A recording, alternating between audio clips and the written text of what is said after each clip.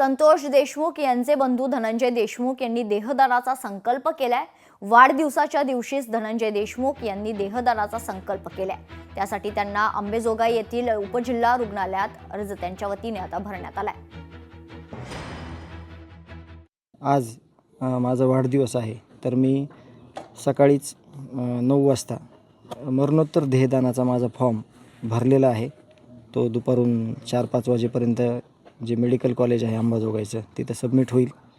आणि मला या जे भावाचा लढा आहे, जो कुटुंब प्रमुख होता आमचा गावाचा, त्यामुळे मी हा संकल्प केलेला आहे। आणि यापुढेही जोपर्यंत मी आहे तोपर्यंत न्याय मिळेपर्यंतच थांबणार नाही, तर जी ही दुष्ट प्रवृत्ती आहे सगळी तोपर्यंत लढणार आहे। आणि माझ्यासोबत 18 पगड जातीतील लोक आहेत, तुम्ही सर्वजण आहेत, आणि मला लढण्याला तुम्ही बळ द्या, एवढंच मी म्हणेल।